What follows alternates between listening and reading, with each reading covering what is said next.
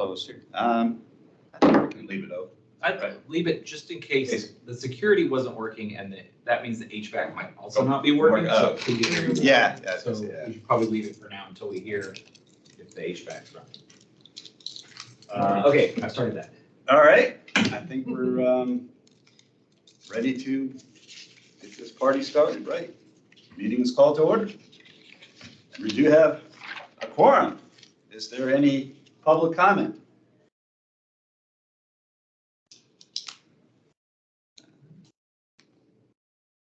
I have the usuals online. I do not have any new faces.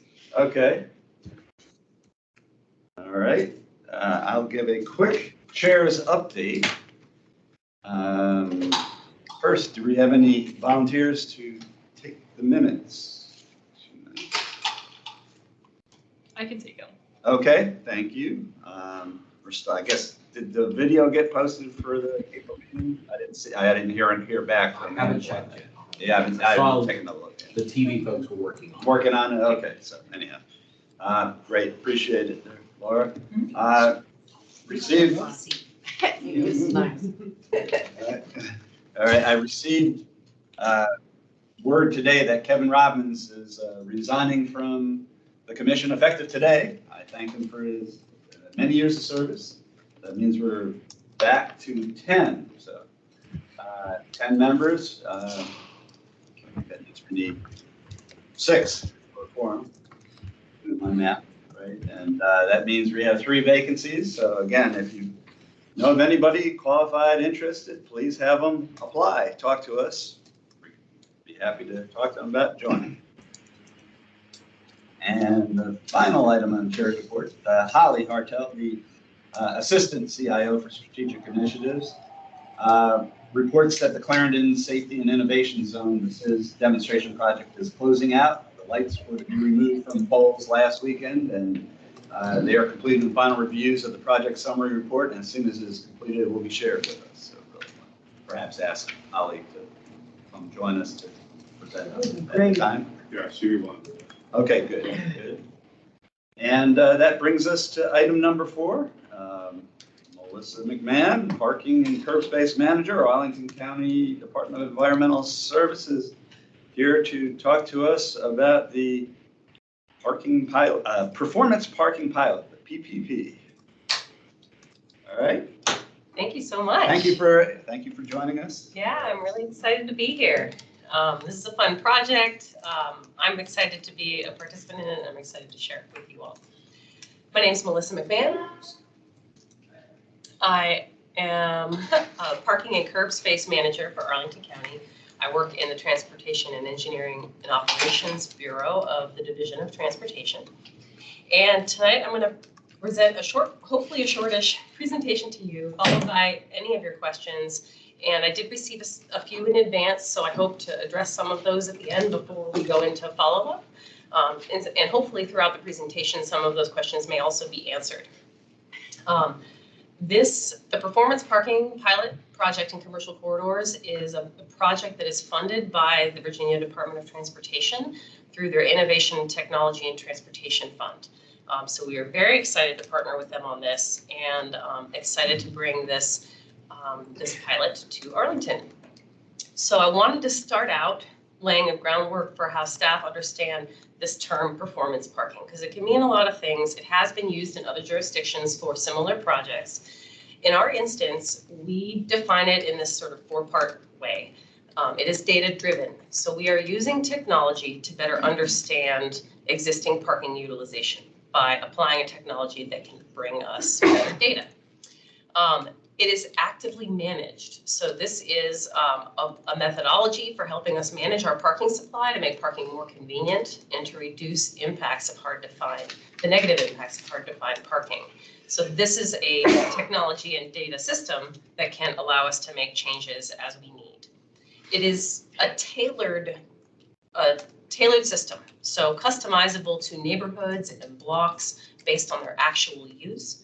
And it's flexible and responsive. So the purpose of this pilot is to see if we can create a system that allows us to change in accordance with the changing needs of the community. The policy foundation is actually in our master transportation plan. And that plan and the policy elements that make it up really date back to 2009. And yet it's still quite relevant. And this is actually our first opportunity to try to implement this piece of our master transportation plan, to utilize parking meter pricing strategies that vary by hour and location to better match parking availability and demand. So in terms of a purpose, we are aiming to make our metered parking spaces more available more often, and to share useful information about that availability and people's parking options in real time.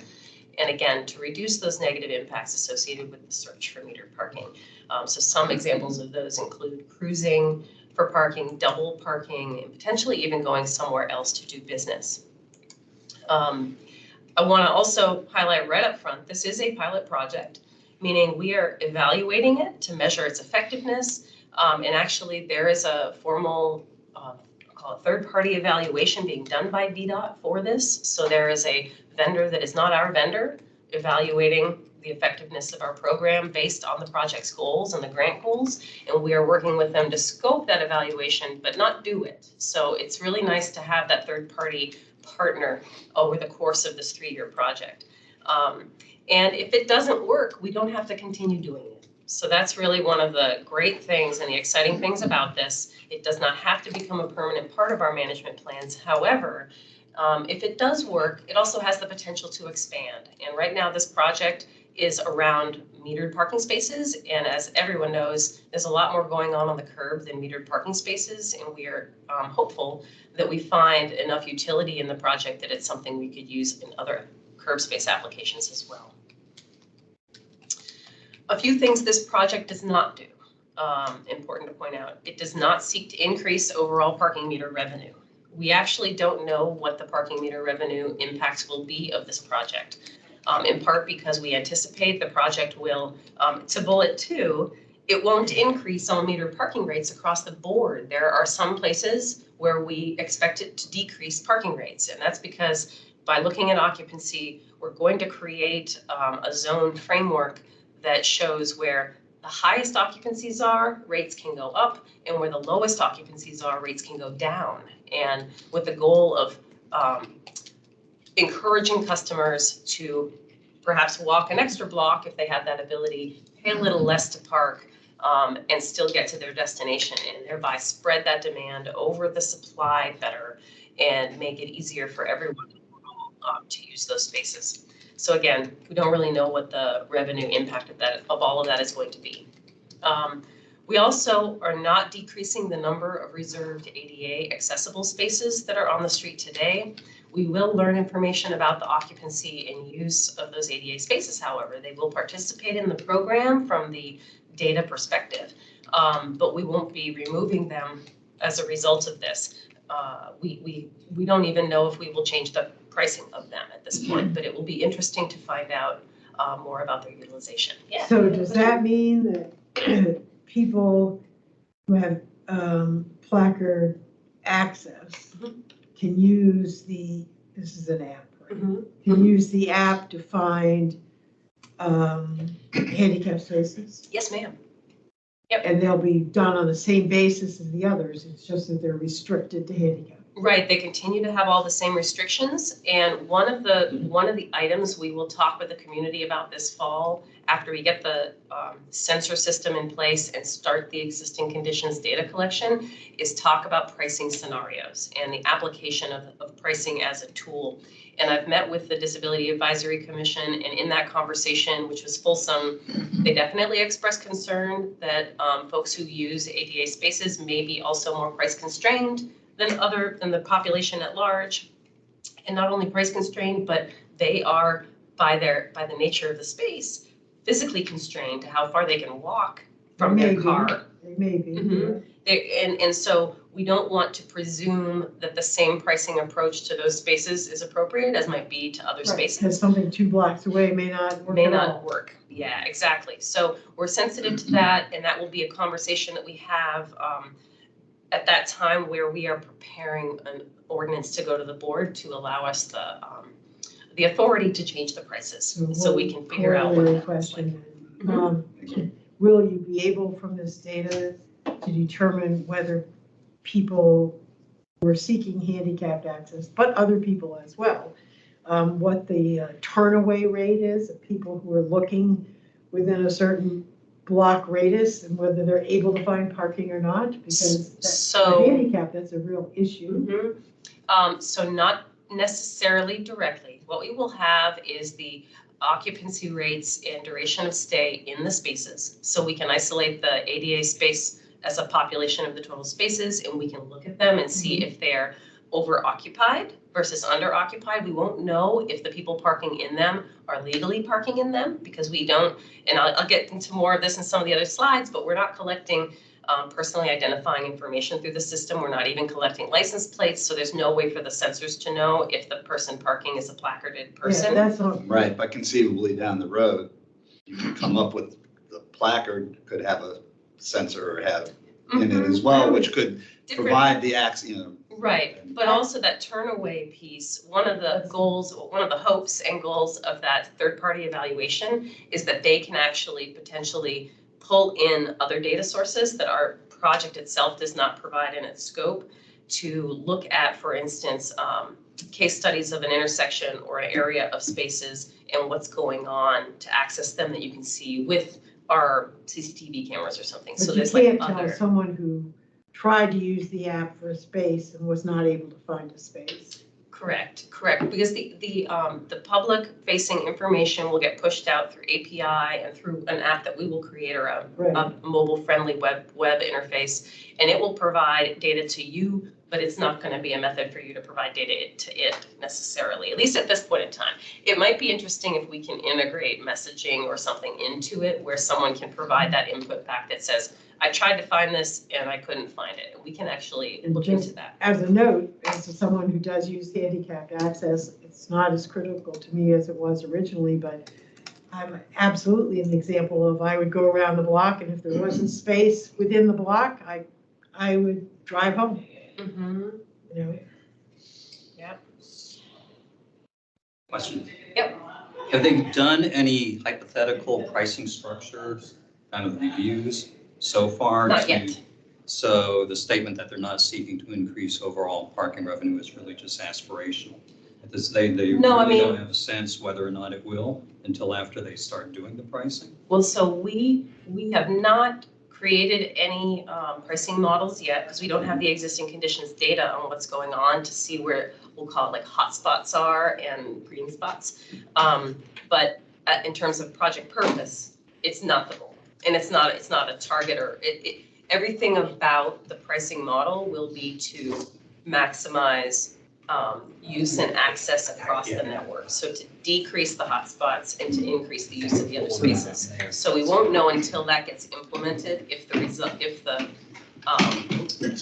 externality of that is a relative increase in meter revenue. During the May I ask a question? Question? Can we do the finish this follow-up and then get to the person on the During the course of this pilot, do you plan to have, or how many pricing reviews might you have during the course of the study to see whether or not you're meeting that goal? So it doesn't turn into like surge Yeah. pricing and hot lane experiences. So let me keep going through some of the slides because I think some of these questions are going to be answered. And so the person on the Thank you. on the horn on the internet could hold for 1 second. I might get through some of these high level questions about how it's all going to work, and then we can dig in some more. So yeah, the last bullet is we are not creating dynamically or fast changing metered pricing. This is not like a hot lane. It's not going to change by the minute. It's not even going to change by the day. It's about quarterly that we will make pricing adjustments based on roughly, if you can imagine, 2 months of data, a month of analysis and rejiggering, and then a release of a new price structure. So that's the goal. And within the 2 years roughly that we will, after install in existing conditions, we would expect a full 2 years of these quarterly changes, so up to 8. The project area, you see this sort of rough map on the screen. It's about 4,500 metered parking spaces in our, primarily our Metro Rail corridors, these commercial corridors. And that's where the vast majority of our metered parking space is, but it is not everything. For instance, you'll notice Columbia Pike is not on this map. And this is the starting point for our pilot. There are a couple off-street locations that we anticipate will be included in the project. We are working on the addition of a parking lot, at least in a temporary sense, that's off of 22nd Street in Crystal City area. It'll probably be part of the project for a little while, and then it may transition out as that parking lot actually gets reutilized. There is space at Long Bridge that could potentially be part of the project for purposes of understanding the utilization. And there is space near Virginia Highlands Park. And the Courthouse Plaza parking lot is actually an off-street metered parking area. It's already part of the project. A quick technology overview. And I added a few bullets from prior slides and maybe even what you saw before, because I'm trying to make sure I'm hitting on things that I think you might have questions about. I am not a tech guru though. So if you have questions that are above my technology pay grade, I'm going to write them down and I'll get answers for you, but I might not know all of them right now. This project is constructed of a few key technology components. One is our in-ground sensors. One is our wireless gateways. I'll say there's a software piece of it, the staff management dashboards that we are using to understand the data and to manage the project overall, the public-facing web view and interface, and our API, which will be one of the key byproducts of the implementation. The pilot project does not capture or store private data. Cameras are not being used as a part of this pilot project. And that was pretty intentional because there were solutions to our sort of request that included camera elements, but we really felt like that this was going to best fit the community's level of comfort and allow us to get the kind of data that we needed to do good decision making. I also mentioned here, there's no interconnection between the project system and any other county data system. And this was something else that we talked about a lot in the design and the procurement for this project. Data is available out of our system to use and integrate through an API. What does that mean, sorry, when you say API, what is that API responsible for? So an API, I know what an API is, I'm wondering what information it's translating back and forth and who has access to it. so it's going to be public. And when we publish it, it'll actually probably be published on the county's open data page. Okay. So there are other kinds of data that the county pushes out in like a flow, and it'll be there. So anyone who wanted to work with the data set could access it there. It's going to have two main elements, the price and the occupancy information. And so that occupancy data it's the whole system, so it'll be those roughly 4,500 parking spaces and whether they've got a car in them or not in real time. Okay, Yes. thank So you. she brought it up earlier, it's pushing data Sorry. one way, it's not gonna be, It's not doing pulling it, data. okay. So users will also be able to kind of user case stories where they can say, hey, I tried to park, this happened. Yeah. You know, get the information back to the API to fix it or try to. So there are a couple, so I wrote that note down to, what's your name again? Jackie's comment, because they're in our current dashboard view as we're working on developing the interface, we know there are places where a user can provide input, and it could be as simple as, this doesn't make sense, or that color doesn't work, or I didn't know how to make something show up for me. But it could also be, I used it at this time to find a space here, and it didn't work for me, or there's some other problem. So that we can work on what those user sort of real-time comments can be. But separate from that, we have a whole outreach process, which I'll talk about a little bit more in the presentation. And the outreach will continue through the course of the project. And once we get to that phase where we are going through iterations of pricing changes, we're going to have a few different ways people can provide feedback. So people might just have feedback on the price, and they might not like where they normally park and the new price that it has. But they also might have feedback on the price change, but I'm not seeing anything happen here, or it didn't make it any easier for me to find a space. And so we'll have different ways for people to provide that. A little more deep dive on our technology. The stall occupancy sensor is in ground, and it will be in ground in 99.9% of the applications here. That one parking lot that I mentioned that we're trying to get incorporated into the project, maybe a surface mount application, because that parking lot may go away, and we'd love to be able to just take those sensors and put them somewhere else. But everywhere you see it today, you'll see these being installed today, because we're in the midst of that process, in ground, completely wireless, battery operated, very low power, and they're supposed to have roughly a 10-year lifespan. So they core drill into our asphalt in the center of a parking space. They delineate the parking spaces so they know where the center of the space is, and they drop that sensor in and they epoxy over the top to seal it in and protect it from the elements. Theft in the elements, yep. And How much do the sensors cost? these are roughly $100 a piece. So they're not high cost in their individual nature, but obviously an install process for them, if you add labor and whatnot, there are economies of scale. So we are trying to roll out everything we can now, and as we do stuff in the future, we're hoping we can avoid as much digging up of our sensors as we can. But you also know this, Arlington's always doing a lot of street projects, so it's kind of inevitable. You said it's one for each parking spot?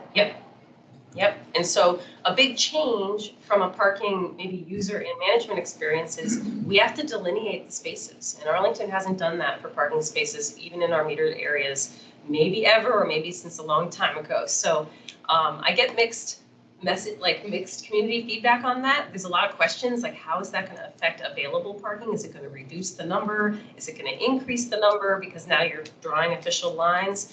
But I also get a lot of comments about how happy people are because they think it's going to increase parking etiquette politeness, because people now know where they're supposed to be and everyone else can see. So if they're over the lines or not being efficient in their parking job, they're obviously at fault for that kind of thing. So I hope it's helpful, and it's certainly necessary actually for the design of this project. Are these RF sensors, radio frequency sensors? Do you know what frequency band they use? What Yeah, I was gonna kind of ask sensor that. it is? It's on the next slide, Gary, so let her get through her presentation, please. Hold questions till then, thank you. It's so on the ball though. So just the last thing though, because the sensor itself is really using there's like two technologies, and one of them is sort of a radar. It's a metal detection thing, bouncing these things off. It says, oh, car's there. Oh, car's not there. But when it's sending the signal of information, it's using LoRaWAN. And you all probably understand it better than I, but my quick take on it, it's the low power wide area, and it's a free set of bands that they're using. It's the industrial, scientific, and medical bands. ISM, yeah. Mhm. Part 18. So it's it's intended to be a sustainable system that it allows all of our technology to be very low power and to last a long time. And in this case, our wireless gateways are being mounted to, by and large, our traffic signal poles. If you look really closely on some of those poles, you'll be able to see them. Compared to the 4,500 sensors that are going to be out there, there are only going to be, I think, about 70 gateways, so they're less frequent, thankfully. But there's still a fair bunch, and some of them will be on county facilities like the library and probably something on Long Bridge to just get the coverage we need over all those parking spaces.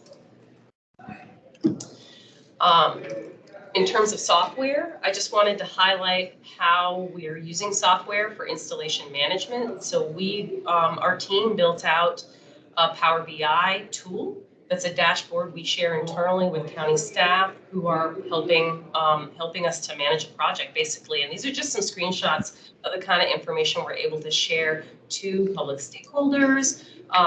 This is like how we look at this install schedule. So we see each block that our team is planning to install on, what dates they're installing on, and I can do look-aheads to communicate to the Chamber of Commerce or communicate to police so that they can anticipate where they're going to need to be as the install is happening throughout the community and kind of rolling through. We're able to communicate with bids in this way. So by and large, your typical community member, this is not going to be the detail they need, but we're able to track our progress, see how much we have left to complete, and get key stakeholders on board to be able to communicate with their network to get ready for the install happening in front of them. And the install, I mean, as you can imagine, there's the core drill and the line delineation.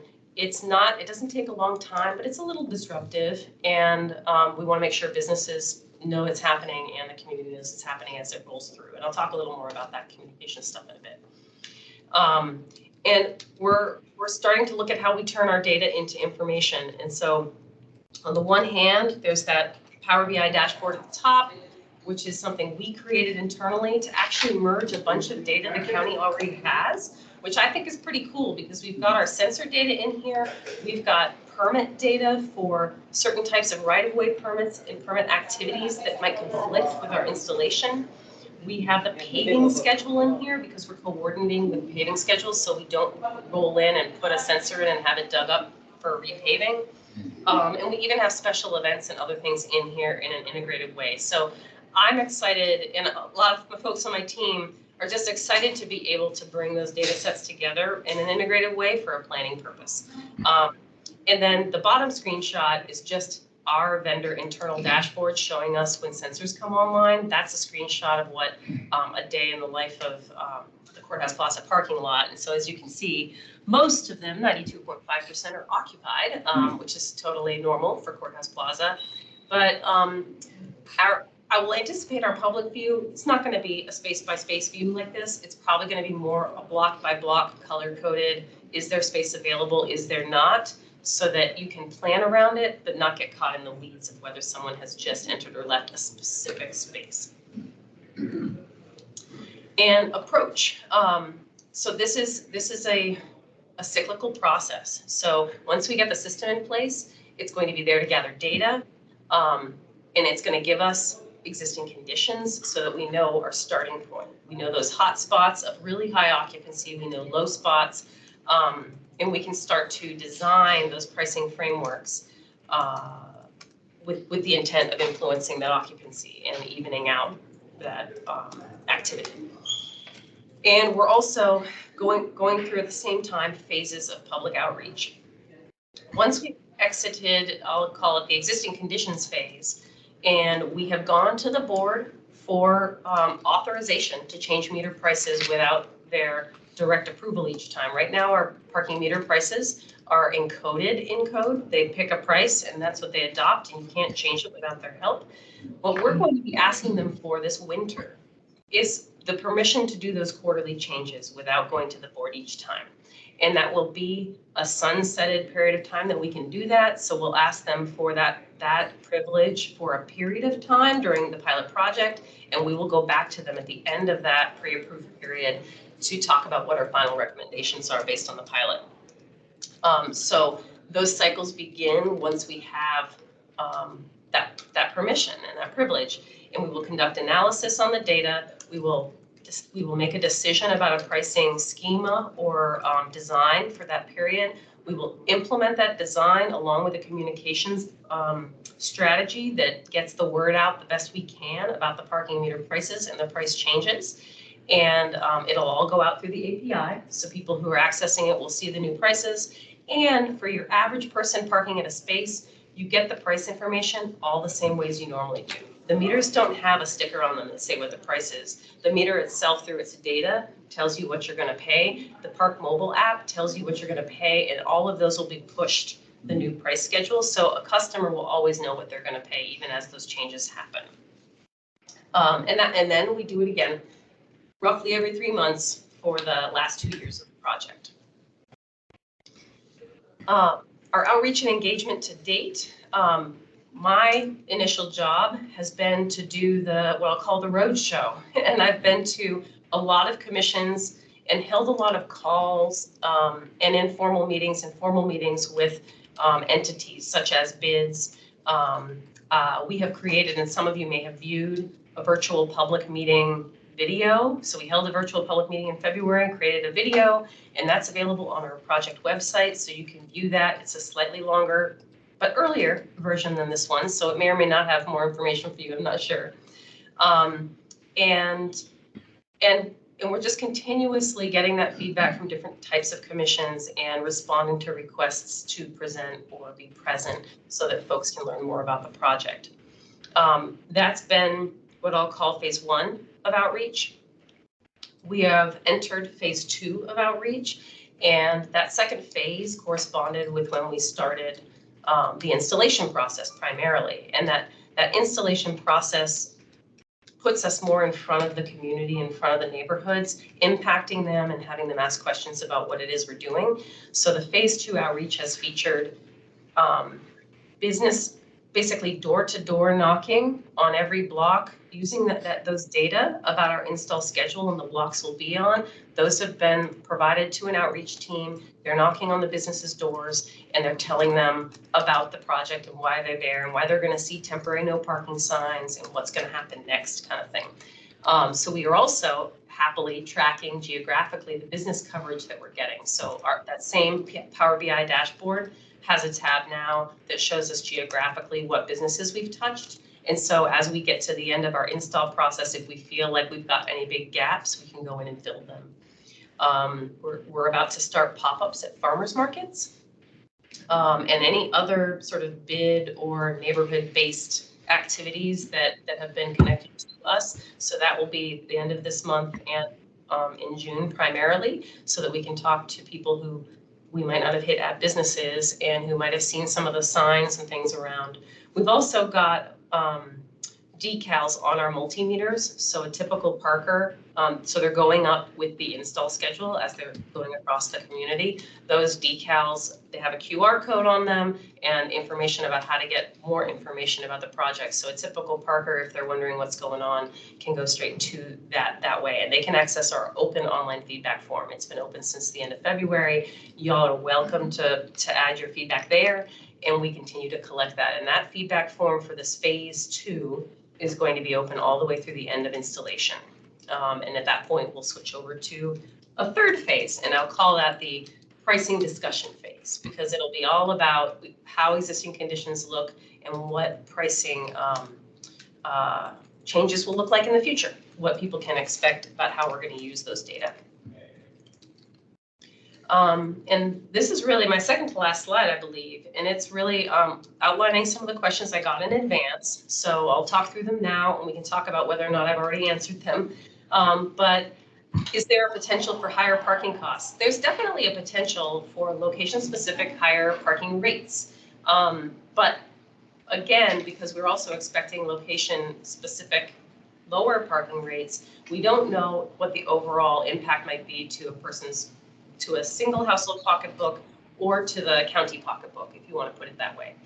The goal is not to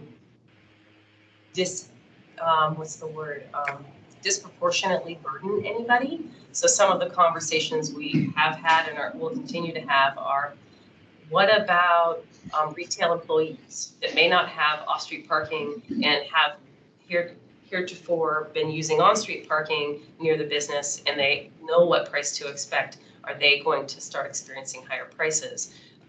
So we're looking at that because, again, our goal is to always have alternatives. So those employees might be able to, in a future price scheme, find lower price parking than they do today nearby, but maybe not right where they have parked in the past. So these things are they're areas of input actually that we're really hoping to continue to get, and we'll be targeting different types of outreach, including things such as focus groups with certain types of folks, to get the sense of how it's impacting them as we go through this multi-year process. So I talked about that disproportionately affecting low-income drivers. We're not aiming to do that. I think there's a wide variety of drivers and purposes why they come and park on the street in our commercial corridors, from frequenting different types of businesses, and in the types of business also, potentially mean different types of price sensitivity. So right now, we don't have a reason to believe there's going to be a disproportionate effect, but rather more of an increase of options. So instead of one price everywhere, there'll be different prices, and people will have all that information on the app. So they'll be able to see they can park in a certain place for one price or another place for another price, and weigh the relative benefits and cost of walking a little bit farther or paying a little bit less money, that kind of thing. With regard to difficulty finding available parking spots, our hope is in fact that this system will make it much easier for people to find available parking, because right now there isn't a way for people to know where they can park, like where there's going to be available on-street space. So on the one hand, I have mixed feelings because I'm not trying to incentivize driving to corridors that have only so much driving space. But when people do decide to drive, we want people to have certainty, and we don't want people to waste their time. And I think this idea of optimizing the experience of every mode we offer people, I think is just using our assets more wisely.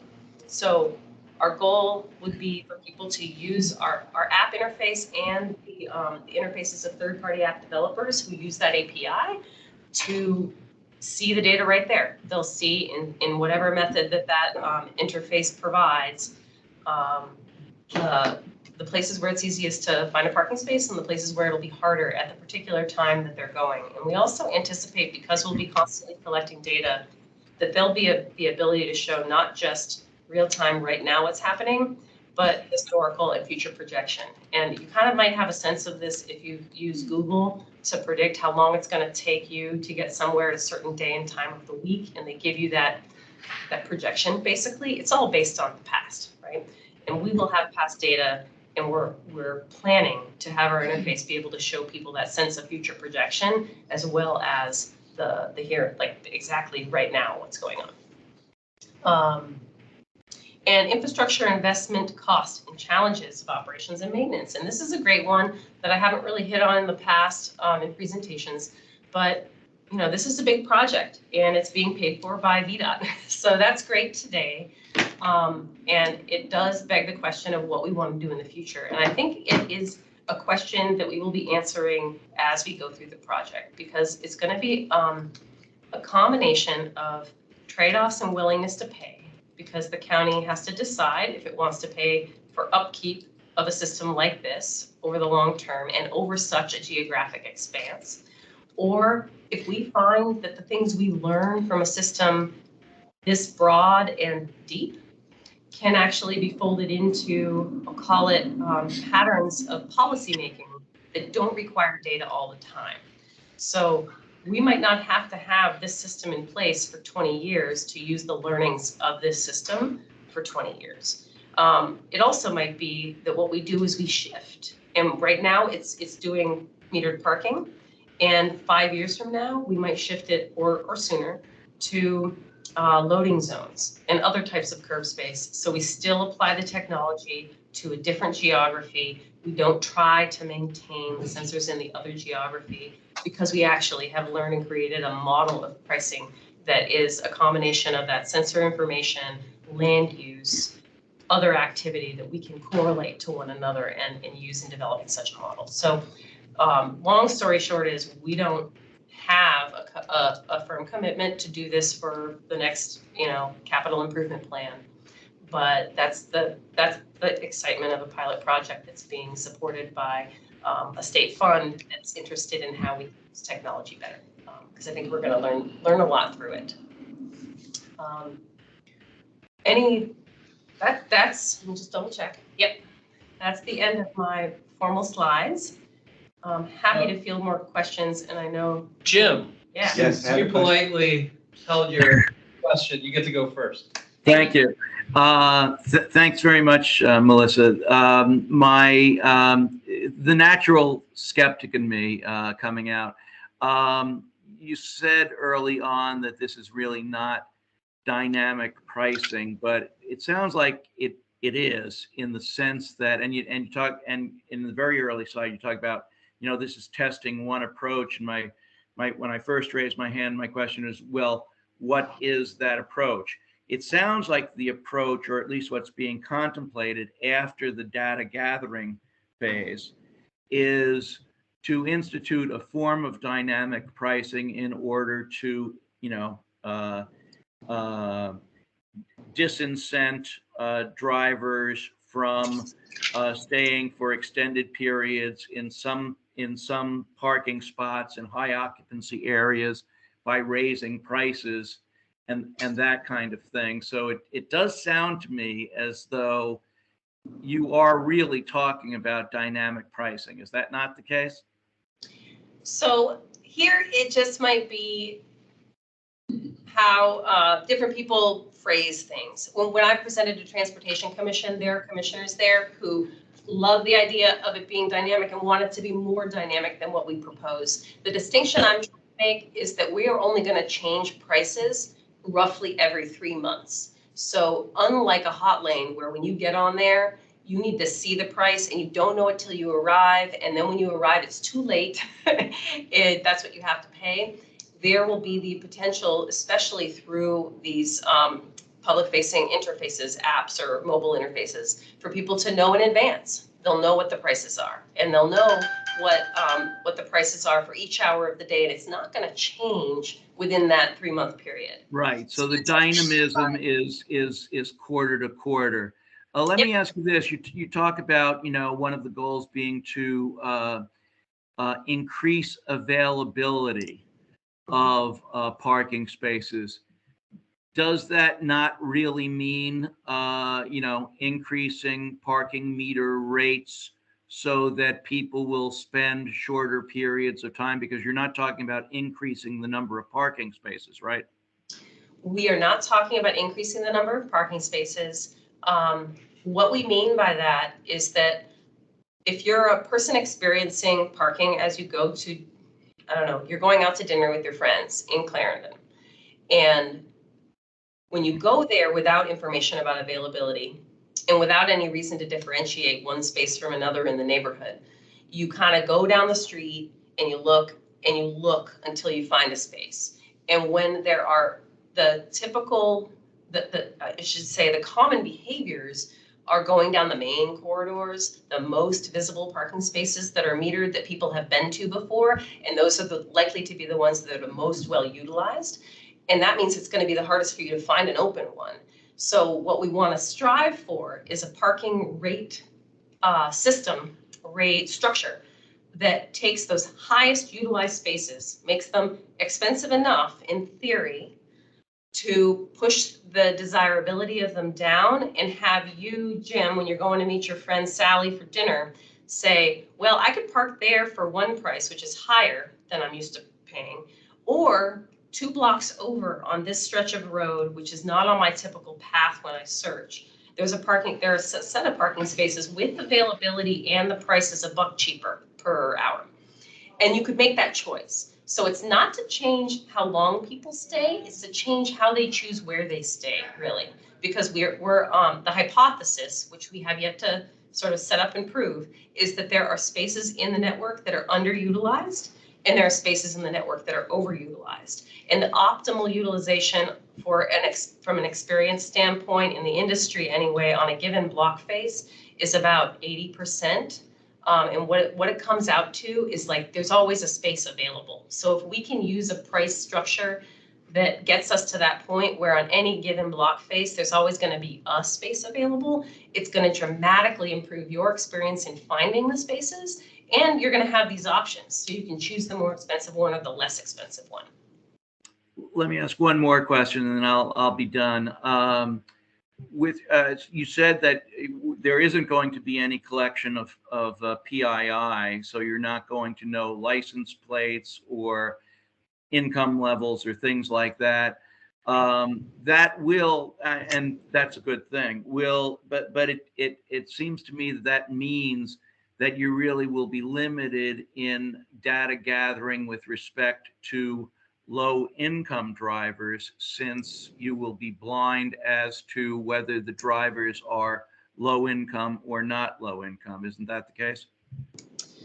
Yes, it is correct. This system won't collect those data.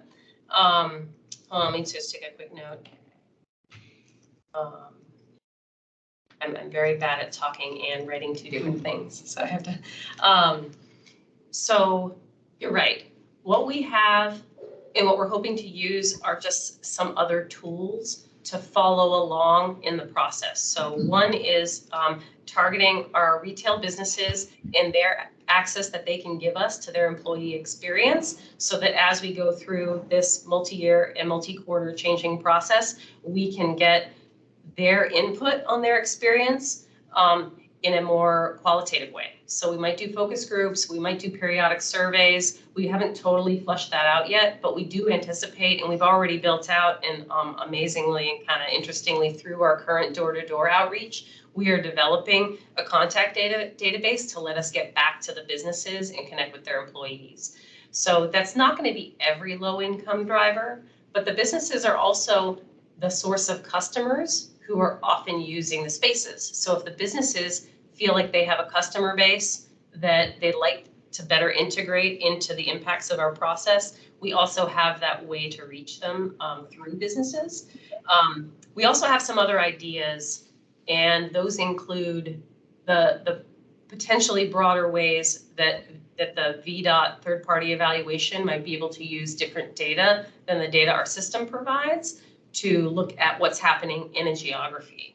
So it's not the same as being able to target by income type, income level, but it might be able to target some of those other types of impacts that are broad, like low income households also disproportionately, are impacted by the safety on streets, because they're actually not always drivers. Like low income folks in our community maybe tend to be more likely to be riding buses or walking to get from point A to point B. And so the other kinds of negative externalities we're trying to reduce, such as double parking and cruising, which can be safety issues on the street. If we can show improvements in those, which again, we hope that third-party assessment will help us to do, then we are potentially disproportionately benefiting people who have less money. So there's a lot of pieces there, but I do want to acknowledge that is a weakness of the project data and the system data, but it is one that we had, that it's always a trade-off in how to figure out how to get information about folks that helps you make a decision on their behalf, and that's where we are right now. Thank you very much. Yeah, you're welcome. Someone, I don't know, I don't want to be the policy person. I don't feel like, because he's right here. Yoni? Real quick. There must be comparable projects in other cities. Mhm. Yep. Can you speak to some of the lessons you've learned from those other projects that are already in operation, and in particular success metrics? So yes, to an extent, and there's a little bit more information, I think, in my virtual meeting presentation set, because it's got a slide or two on this, but I'll just highlight that this is happening in some other cities. The most robust evaluation of a similar project probably is in San Francisco. And yet, like, even DC has done something like this in I think a smaller scale than what we're ultimately aiming for. But in the San Francisco evaluation, some of the highlights that piqued our interest were, one, that the overall cost of parking across the areas that they were implementing decreased and did not increase. And what I mean by that is that average cost, more spaces went down in price than went up in price over the network. So that was something that wasn't obviously going to be the case when I was imagining it. So that was nice to see. And they also basically saw performance improvements across many metrics. Now, as a person trying to implement this, and I'm reading the evaluation, I'm thinking, how did they actually get to that measurement? Because the evaluation material is not always that detailed in methodology, but they reported across many of the same metrics we're reporting, decreases in the negative externalities, decreases in circling and associated VMT and associated greenhouse gases, the better rates, more accessible rates of occupancy in the highest occupancy blocks, so lower, and better utilization in other blocks. So in that particular example, they were getting performance in all the areas we're trying to. And when I mentioned something that kind of relates to this and relates to an earlier question about the particular approach we're using here, when we talk about the approach we've selected and how this is just one approach, these other cities have all taken slightly different technology approaches. So from the perspective of, some cities have done a combination of sensors and cameras. Some cities have done what I'll call a sampling and modeling combo. So they've done a sampling of data and created a model to predict what they think is going to happen everywhere else and apply that to the street. The approach we are taking, perhaps simplistically, and maybe kind of like an elephant, is to not model anything, right, for this period of time, but to sensor everything. So we're not using cameras, but we are putting a sensor. It's like the universe of spaces is going to have a sensor. And that was because we were convinced in the process of procurement and design that that was going to give us the most accurate result and the best data set to work with. Whether we move in future years to some modeling that builds out of that remains to be seen. But that's just an example where the other jurisdictions are trying to do this, mostly at a smaller scale, but they are not necessarily using the same technology approach that we are. You guys are going for seconds. So, Andrea? So, you mentioned like the data sets that y'all are using Power BI. So how do you get all that information, all that different data coming to you to be able to update Power BI? Yeah, so these are all data sets that are available internally at the county through different programs that haven't necessarily been integrated into one visualizer the way that we are. So it's fun in the sense that I think the county internally is doing a lot more to get everyone to use the same set of tools and to get everyone to start documenting information. It's Power BI, I would say, and again, I'm not the technology person, but I would call it the visualizer interface for digesting a bunch of other types of data. And at least in the engineering and operations world, a lot of our data, the reason they exist is they're being entered as like assets in Cartograph, which is this other sort of feeder interface. So I don't use Cartograph, but our permitting team does, but we can grab that data set out of Cartograph and feed it directly into our Power BI. And it takes other staff with different skill sets than I have to make that happen, but it's super exciting to see it happen. But yeah, they're all county data sets. Jackie, starting back over the beginning. Okay, thank you. Oh, sorry, Laura. No, I'm good. Okay, sorry. Some quick observations and a question. My question is, if you're not monitoring neighborhood overflow, I'm concerned that this may drive people or more people into the free parking spaces that are the neighborhoods that line all of these areas. And if you're not monitoring that, you won't see that impact, but the neighbors will. So, I mean, a way of doing that would be to put sensors there, even if you're not charging, and then you know whether you're actually getting more parking and double parking, double parking, whatever, in neighbors. And some of these are zoned, so it's illegal parking, but but right now you could push people out of expensive spaces, and you might not push them to lower legal spaces. You might push them to free neighborhood spaces. I would be concerned about that. The second thing is. Do you want me to talk about that before you? Well, let me just do the three and you can pick what you want to answer. The second one really is more what Jim was saying. I am concerned that no matter how you cut it, this is an income-based incentive system. So the people who are able to participate, or people who have more money, are going to be more able to participate. And no matter how you do it, if you're making it more expensive for something that's desirable, you're making that more available to people who have more money. Just a thought. And then the third one is you could ask the businesses to do polls for their patrons, because it seems to me that while this is happening during the pilot, if I were having dinner at Circa, I would really want to have an opportunity to say, gee, usually I don't have any trouble finding a parking space, but with this new system, I couldn't get near the place. And you might, and that's what the retailers will want to know. Their employees is one thing. They're going to want to know, are their patrons finding it easier or harder? Right. So I would say just a simple poll that could be added. They could download and give to their patrons. Absolutely. So I'll try to hit on all of those.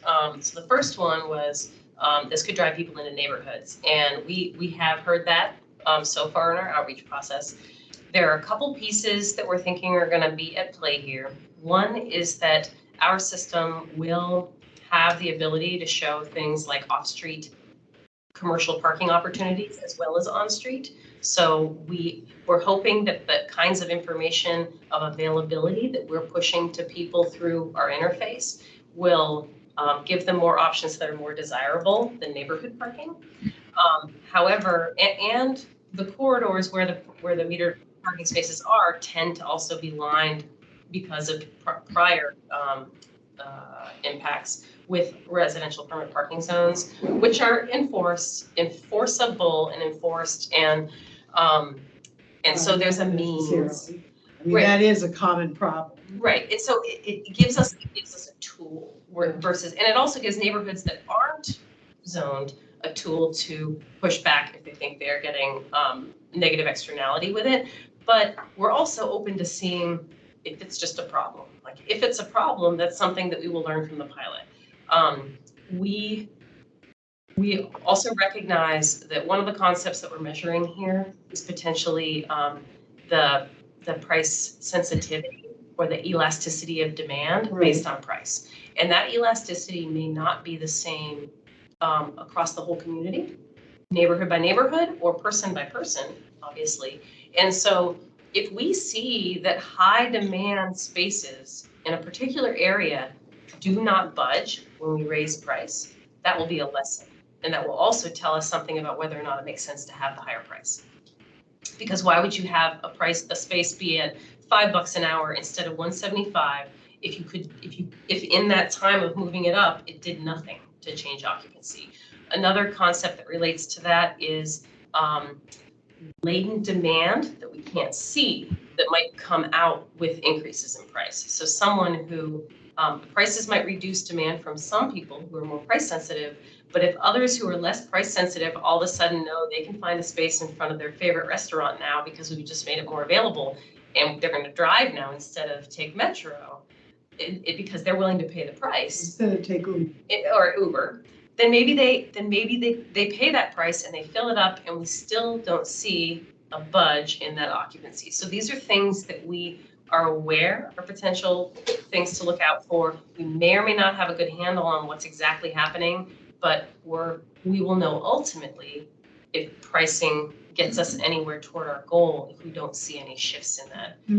Anyone who's thinking the option is drive or Metro, if you're coming from neighborhoods, there's no Metro in the neighborhoods, and there's no buses in the neighborhoods.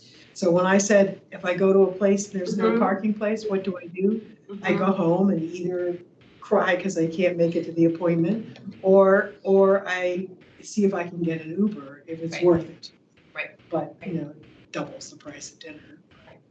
Right, and on a sidebar note, I guess, as the parking and curb space team is also doing a lot every day to figure out what the right balance of curb space is between things like metered parking, 15-minute parking, that sort of pickup drop-off area that people need to safely, for those companies that are picking up and delivering food, or people to safely do that without causing safety issues. So there's whole elements of that management question that are not going to be handled by the project. But we are sensitive to that concern, and we are also looking for ways to address reaching people who are impacted. So on the one hand, I don't want to say we'll hear from the neighborhoods if it's bad, but that will happen.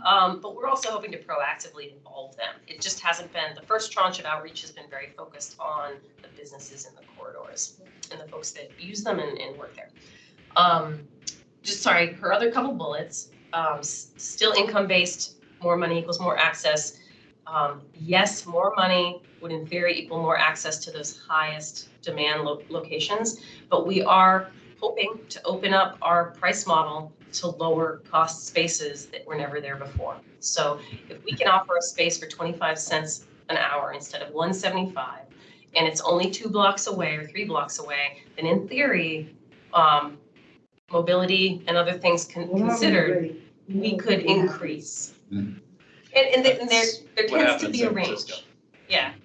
They have 25-cent spaces? The average price in the system went down, which no one expected. It was a very unusual, Yeah, well, that would be unexpected great. result. Yeah. Mhm. Nice. Derek? I think Miranda. Yeah, Miranda's up behind Gary. Sorry, somebody- I got you. I actually 2 questions. One kind of piggybacking on what Kim was saying, in that like, what happens to the existing like mobility, special mobility spaces, where like are those being considered? Will they change? People who have the placards that allow them to have closer access. The ADA spaces, yeah, those won't change location. It's TBD whether they change price at all. So they will continue to operate and be regulated exactly the way they are today and limited only to those folks. One of the things that I'm interested in maybe seeing here is if we do find that through the data, they are very highly utilized in a particular neighborhood or location, sub-neighborhood, and therefore potentially annoying for users because they're always full and then they still need an accessible space. We might be able to prioritize the addition in planning processes and curb space allocation of more spaces. But we just don't know anything about their occupancy today. The best data we have today about our utilization is transaction data. And that data is flawed, as you can imagine. People don't always pay. And that's the other thing that could affect price sensitivity, because if we're talking about an area with very low compliance, is what we call it, paying your meter basically, that area may not be very price sensitive because the people who are using it are not paying any attention to whether or not it's expensive or cheap. So there are these interrelated factors, but with those spaces, the goal is to learn a lot about them by measuring their occupancy and then see how that feeds into either pricing changes where ADA spaces may have more than one price, depending on where they are in the community, or maybe not, and whether it informs us in terms of supply, or whether we need to provide more to increase access. I like that part. Yeah. And then one other question, which you may not have as part of the pilot, but everyone knows that once you put something underground, it fails. Not 100% of the time, obviously, but you will have a bad sensor and you will have bad. How does that get replaced, and is that part of the plan? Like, do we have an understanding of the cost and the just opportunity lost to have that sensor replaced? So we're very early days, and I think our biggest, so it's going underground, but barely. It's under this like very thin layer of epoxy. So it's at the surface. So it's not asphalted in. There's actually something you can peel back to get to it, or you can more easily get to than jackhammering up the street. Well, easier than jackhammering up the street, but when we've talked to our vendor and we ask them what's the feasibility of like taking in a sensor, fixing it, putting it back or something, their answer is not very feasible because the cost of pulling it up, shipping it to its source, having it fixed, sending it back, again, these are only about $100 a piece. Mm-hmm. So one of the nice things is that low per sensor cost, and it makes the install and all the rigmarole around it be the bigger cost. What we anticipate, based on everything we know about our vendor partner applications and other places where they've used the technology, is that they're not going to just fail. Like there might be some software things that they can do with remote access to the sensor, but they're going to last a long time. The thing that's going to make them fail is when we dig them up. So we are likely to have unplanned utility work done in a parking space, and people are going to dig them up without us knowing. People are going to dig them up with us knowing, and so we have planned within the pilot essentially a kind of contingency for replacement that's likely to happen every year. And then we will have to plan for that to the extent we go outside the pilot years and we are budgeting for it ourselves. There will be, we're going to use the pilot years to understand what that loss ratio looks like. Mm-hmm. And it's going to tell us what we might have to budget for loss in the longer term. Okay. Gary? Yeah, thanks.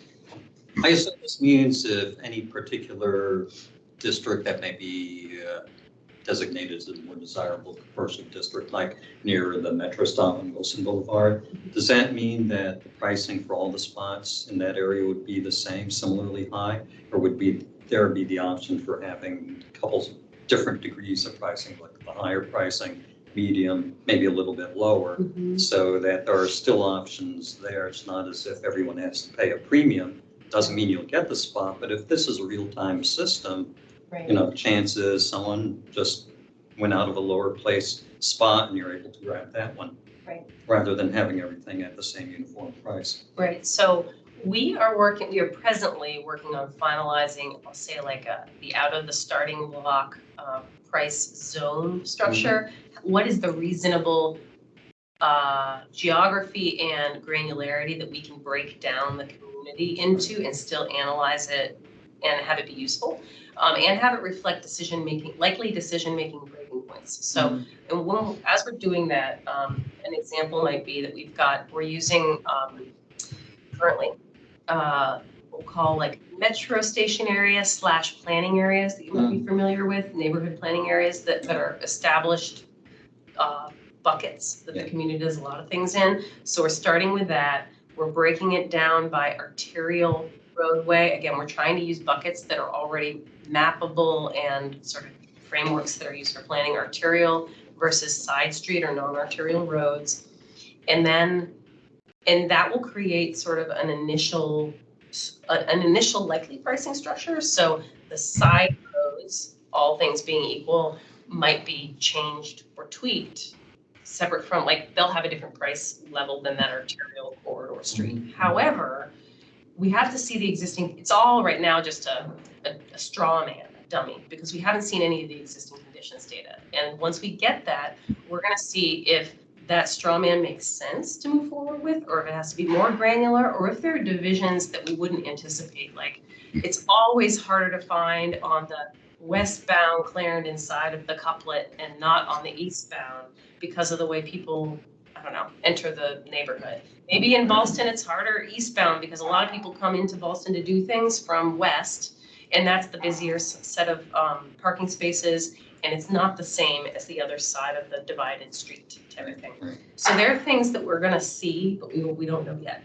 But the goal is to walk a fine line of sensibility and legibility for customers, so they're not like, oh, I don't know where the next price is gonna be, looking on a map, or, and like, okay, these are available, and this is in the zone that's this price, and this is in the zone that's that price, and they can make a decision. I guess maybe to be a little bit more specific with an example, suppose you take the courthouse parking lot, and you could either do it that it's all high price parking, or you could do it a mix, half as high price and half as more moderate price, so that there are still options there, because throughout the day, people will be coming and going, and you still kind of take your chance. Right. The day part you're there, is it only the high price ones, or maybe Right. one just left out, the lower price one? In fact, I don't know if that would work for the better or the worse, but on the one hand, all you got is one choice, it's the more expensive one, but if Right. you're lucky, there may be some percentage that were set aside, so it's not just superficially, oh, this is for the high rent payers, or it's still opportunities for others. Because you could That be might be an interesting outlier issue, because the courthouse parking lot is a lot, and it is really always busy, it seems like. And there are people who have important business, they kind of need to be there on a timely Right, basis. right, and we don't, so it also might not be price sensitive. So if it's not super price sensitive, the final outcome might not be a really, really high price, because why do it? But to take a different kind of example, if one of the things that we anticipate working with here is change in price over time of day. So it's not gonna be that it's always the most expensive spot, but if that spot in Clarendon in front of something that's one of the bars there, is like really busy between 6 and 10 p.m. at night, then maybe it's just the evening hours that have the highest price. And it has a lower price during other times of the day because it's not actually super, super occupied then. And then you'd have to know that ahead of time, because you were saying earlier, you won't have the flexibility to change it except on a quarterly basis. Right, so we'll have duration of stay and time of day data for the entire existing conditions period, and we'll be looking at hours of the day, especially in those high demand areas. And whether we do changes by time of day everywhere is probably not likely, because not every space is gonna have that high variability, but those highest demand areas might, and we wanna be able to tweak it in that way. We also, it'll all be transparent to the customer because they'll see the price when they get there. But if they're using an app like Park Mobile, they'll also see the total price of their stay. If you're going to stay for 3 hours and that's when the price change happens to more expensive, they'll see the whole price for the 3 hours and they'll be able to compare that to another location. So, so that's one of the tools we're looking at to try to be more sensitive. Thank you. Yeah, sure. Brenda? So you're saying she's on the Park Mobile app, is that the app integrated so that? No, So, Park Mobile is the existing county third-party mobile app for booking, like say booking, for paying for your parking.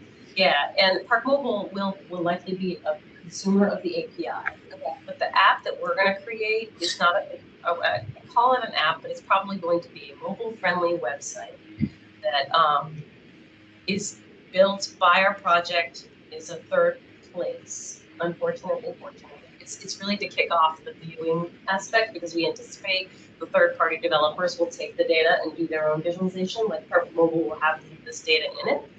But for now, we want to make sure we have something coming out of the starting gate. There'll be a separate place you go, and it will show you all of the information we've talked about that come out of the system. So the availability in real time, the ability to pick your time of day that you want to go to that place to park, and what the likely availability is, and maybe regulations on it, like is the meter even running at that time of day, kind of information, as well as price information. you have to go through the app A to be able to figure out where you want to park, and then you'll be charged through payment. Park Mobile, yeah, and there are means for us, I believe, to allow you to click and go to Park Mobile directly on your phone, like it'll open that place on your phone, and people who, I know I have Park Mobile on my phone, but I've probably used it twice, primarily because I come here for work and I don't park at parking meter spaces very often. I'm usually using transit, but I do have it on my phone, and if I had both things on my phone, it would go to that app, and that's Park Mobile is where you have entered your vehicle information, so you can pay. Yeah, and so the goal would be for us to be able to direct people there if that's a thing that they have access to. In the future, the goal is for Arlington to not manage an interface at all, but to have third-party app holders using the data to show the data where it's most useful for customers. So you don't have to go outside of Park Mobile, it's just going to be in there. The price data, the availability data by time of day, and all of that jazz. Yeah. Okay. Any more follow-ups for? Just one other observation.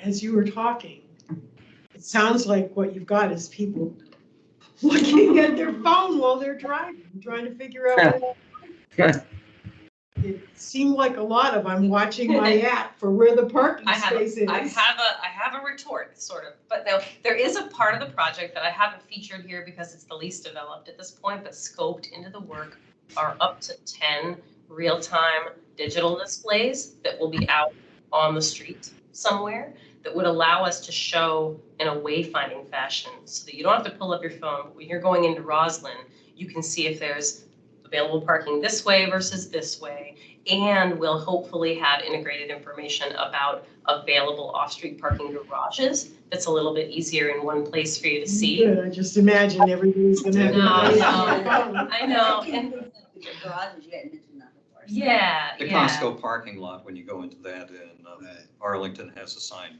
X number of spots here. Right. Right, and so that will be part of the project, but again, it's kind of the least fleshed out at this point in time.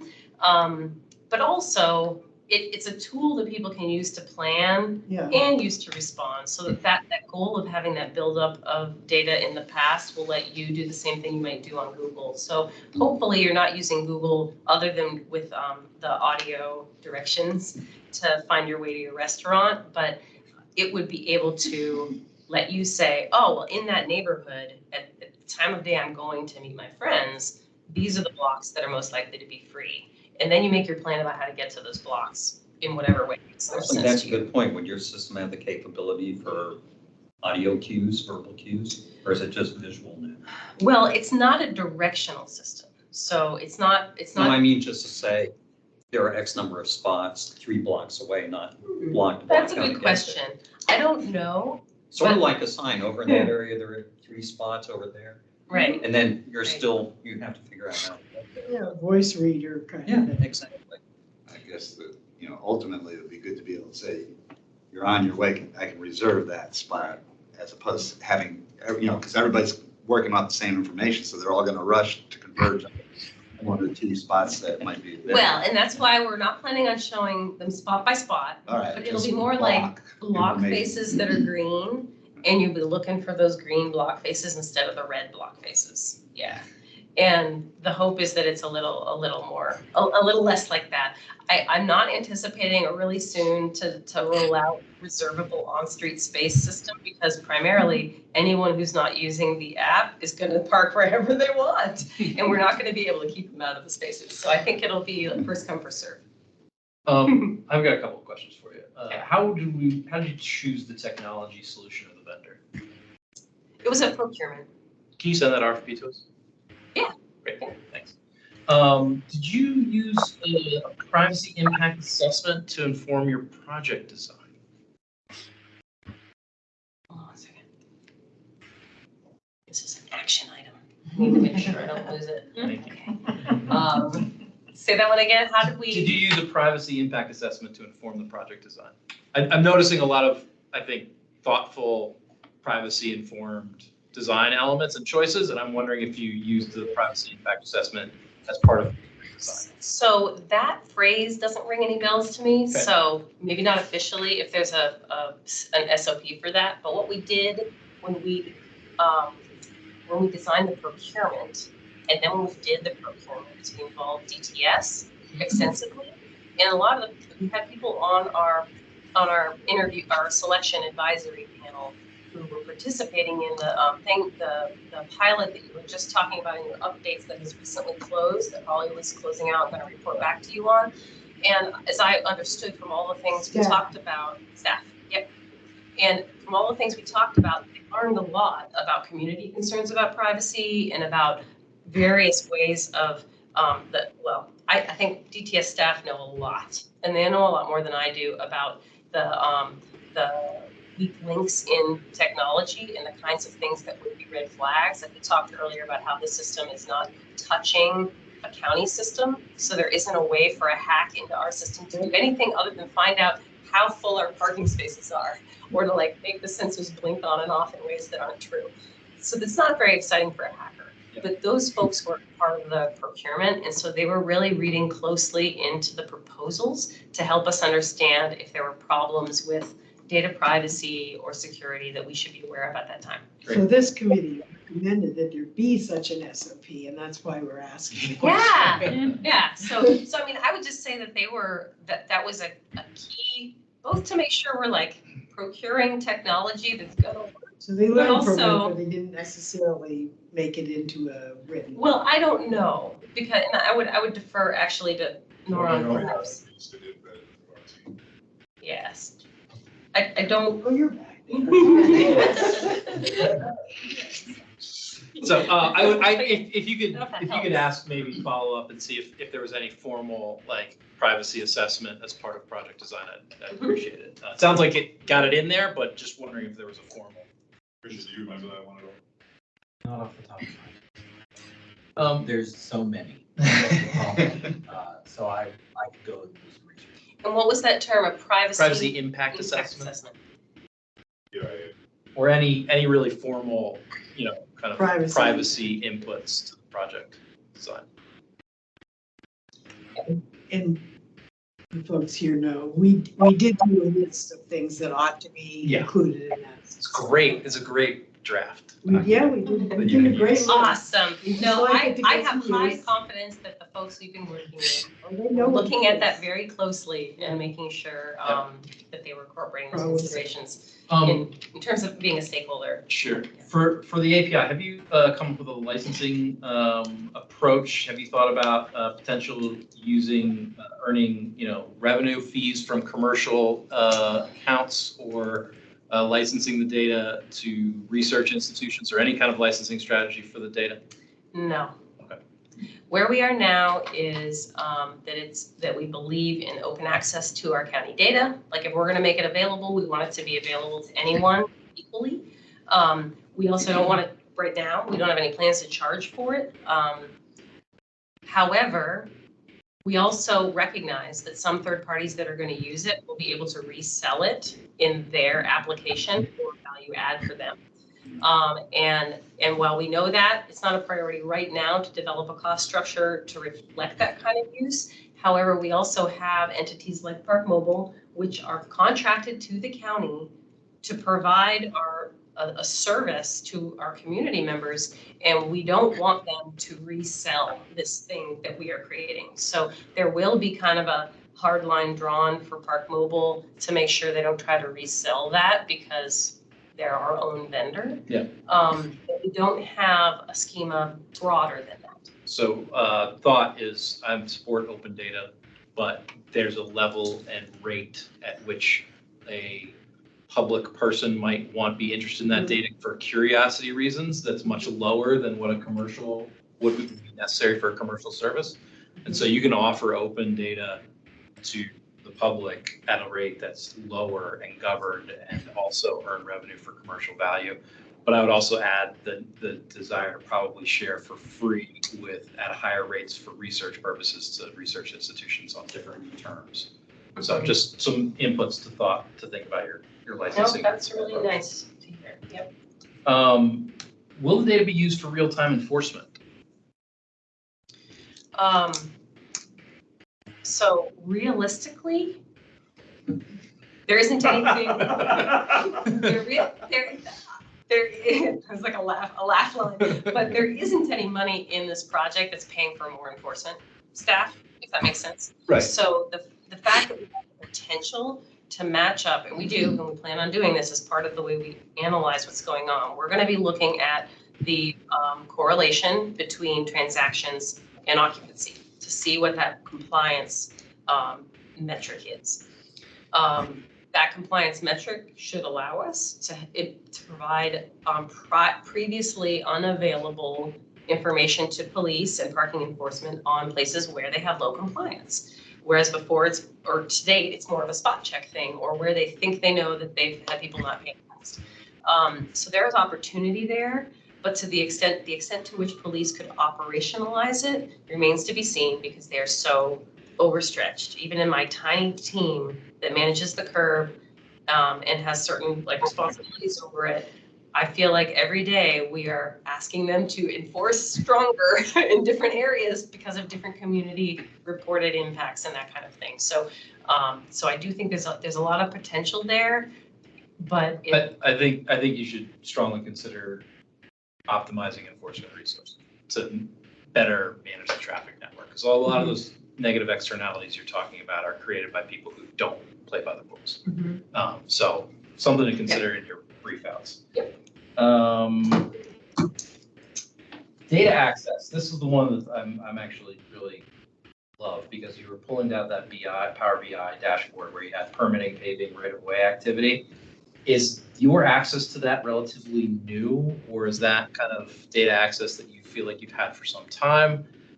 Because I think this commission believes there's a lot of opportunity for digital transformation and getting more value and productivity out of county staff by using county data to drive your operations more effectively. So it's a little bit of both things if I'm hearing you right, in that I think we are evolving every day in terms of what the quality of our data sets and the availability of them for others to use across groups. And so there are data sets that we still wish existed but don't. Right. But if they did, and if someone were managing them and produced them and then kept them up, we could incorporate them in. So there's that piece. But there's also just the general, do staff end up with an opportunity to R&D on something? And a lot of times staff are just barely making it through the day. Right. And what this project has given us as an opportunity is the direction, time, and purpose to create an interface that starts to merge some of these data sets in a really productive way. And we think that it's a good learning experience internally for all of the staff that are involved.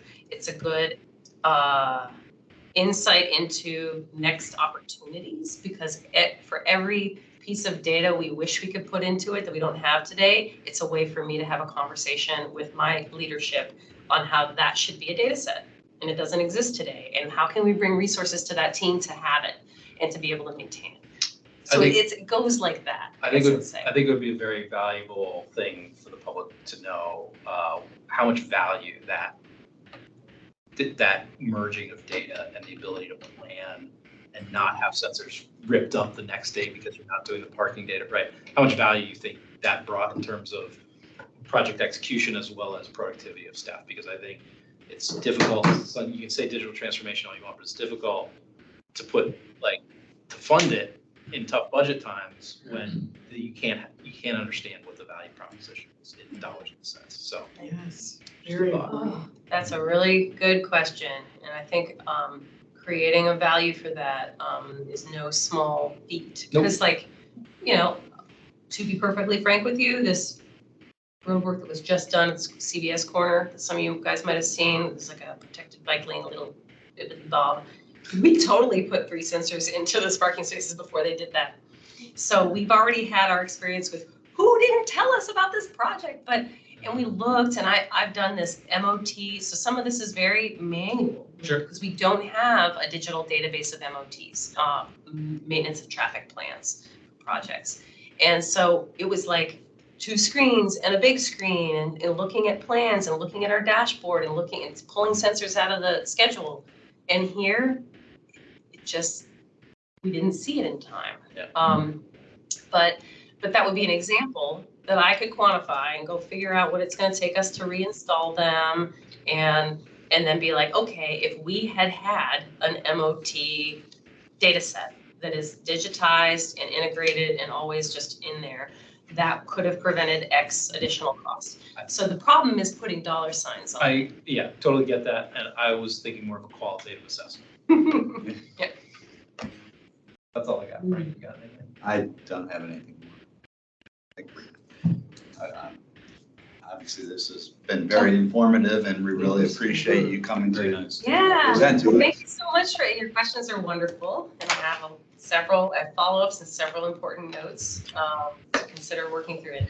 This is a continuing conversation, so we will be back through a cycle of this kind of engagement really leading up to the board action in the fall. So that'll be like when we have existing conditions data, when we're about to ask the board for privileges, and we'll be talking to you and others at that time to make sure we're on the right track.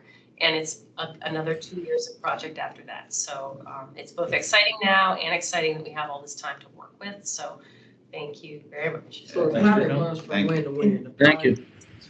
It's from, it'll run roughly an additional 2 calendar years after January 2024. So all of 2024 and pretty much all of 2025. How do we track to make sure that we get the board report in the time before it happens? Well, I can stay in touch with Richard and just figure out what the right timing of your meeting is. Basically, this summer, I'm going to have to lay out a commission calendar for me. It's everybody and it's manageable. And what I do on my side is I keep track, like the slide that you saw where I showed you everyone I talked to so far. And I'm going to go back through that list and make sure I go back to everyone there, as well as anyone else who I asked if they wanted to talk to me and they said no, and just make sure that I'm on those calendars. Yeah, just even knowing that the staff report is coming out Mhm. and Yep. then it will, when it'll be on the board, so we have an opportunity to touch back.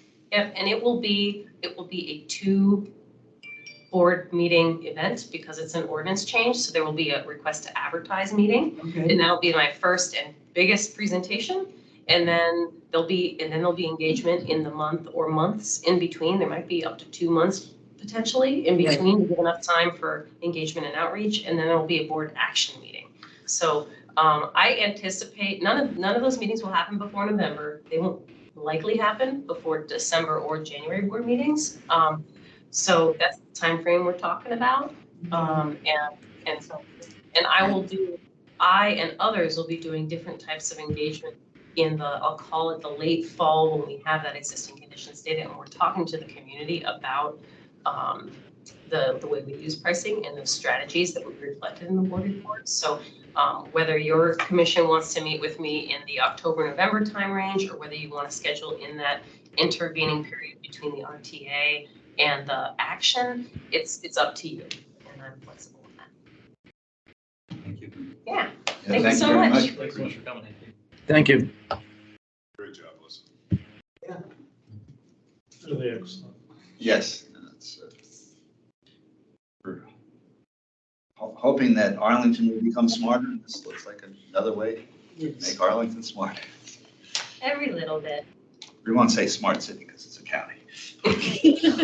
Smart Counties Initiative. That's no, very good. Thank you very much. Let's move on to number 5, and thank you to Andrea for drafting. We've got circulated a letter to the board on cybersecurity in light of the briefing we had last month, and the idea here really was to just make some of the points that we received from them, but to also to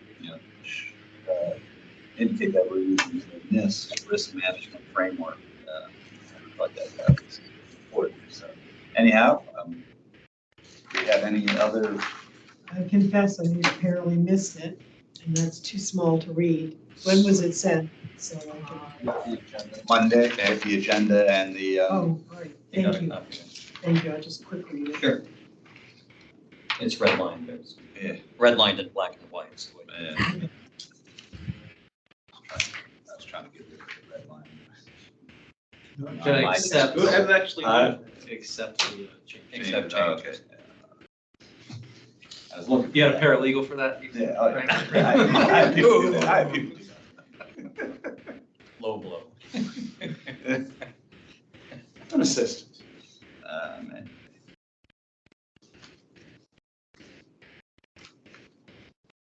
The footnote is just right. this. Yes, that's great. And is the track, is that you? Excuse me. That's you. So the track that I'm reading is what's currently proposed. Correct. Yeah, mine weren't in red line. My changes weren't in red Minor line. change. Right, yours are. Mine were accepted. Can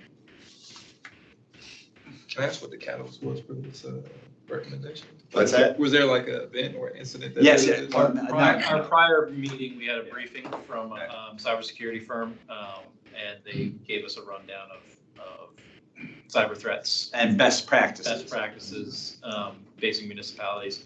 We don't, because it's an open public meeting, we don't generally talk with or ask county staff to tell us anything about what they're doing from a cyber perspective. So we had a third party come in and talk in generalities.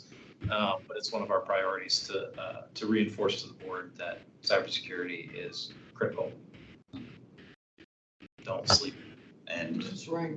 Why did we choose the risk management framework versus the cybersecurity framework from this?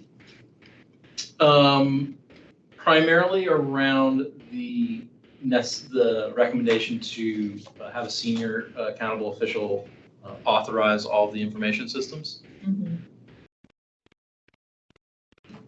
This is covering all that stuff. I mean, if you want to add in cybersecurity framework or. I think the cybersecurity framework assumes the NIST framework, risk management framework. Yeah. So This is kind of like the. This is like really first step. Yeah. And I think there's some concern, given the federated nature of IT in the county government, that that senior authorizing step is not, or not consistently happening, or policies aren't being consistently applied. So it's really about the consistency. And the decentralization. Yeah, well, the consistent application of the cybersecurity framework and the risk management framework to all information systems. right, and it seemed that empowerment of DTS in this field is the right way to go. Yeah, and effectively, it's like the federal government, you have an authorizing official. Official, Classifies right. different systems, so cyber perspective, or risk management perspective. Right. Because they don't have that. Legislative. Yeah. Any other comments? You want to move to adopt? I think, actually, I was interested in both of your, view. Did you see anything problematic with it? No. No, look good. It's, Okay. well, my first take is always, it's your letter. No, I know, yeah. First take is Yes, always, yes, it's your yes. letter. It is our letter, right. No, I know it's not your letter, but. No. Yes. My second question was, does this cause me problems? So, Because we also want to do no harm. right. So it was like, is there something I need to do to respond to this? No. It's all I think it's. lovely written. All Yeah, right, I think it's great. okay, good. I'll entertain a motion to. I move. approve. Second, all in favor I guess the motion is to send Send the letter. Accept it and send it. Aye. All right, Jim, for the record, voted aye. aye, okay, Mike? Yeah, I said aye. yep. All right, the ayes carry. That brings us to You should ask. 6, the collaboration with Arlington Economic Development, John and Laura. So Laura and I had the privilege of briefing the Economic Development Commission at their May meeting. I will say they meet in Arlington Economic Development's offices, and that conference room is much nicer than this one. But that being said, we kind of gave a brief overview of the legislative mandate from the legislature to address broadband in the comprehensive plan, the fact that we don't have that in our comprehensive plan currently, and our recommendation to the board to address that, to update the comprehensive plan to address that, and our recommendation and decision to try and focus on small bite-sized policy issues that we might be able to tackle as volunteers to demonstrate what portions of the comprehensive plan update might look like. And an offer of collaboration with economic development, because obviously our charter has a nexus to their activities when it comes to economic development and making sure that this is a place that information-centric businesses and employees want to locate. We threw out a couple ideas. There were some very good questions. And we do not have any formal response from EDC as of this evening about what they want to engage on, but they seem very amenable to engaging on something. And it sounded like there was some discussion about the workforce. It might be workforce development. There were some Yeah. questions around workforce development. There was some, I think they're actively doing work on workforce development, so I think it might dovetail with something that one of their subcommittees is already working on. The director, the county staff is Arlington Economic Development, the head of the. Yes. Yeah. And apparently he was very interested in that. It's my understanding. He didn't speak, but he was taking notes. No. One of the commission members was taking notes. But he was too, apparently. I saw Bill Dunn last night. Oh, okay.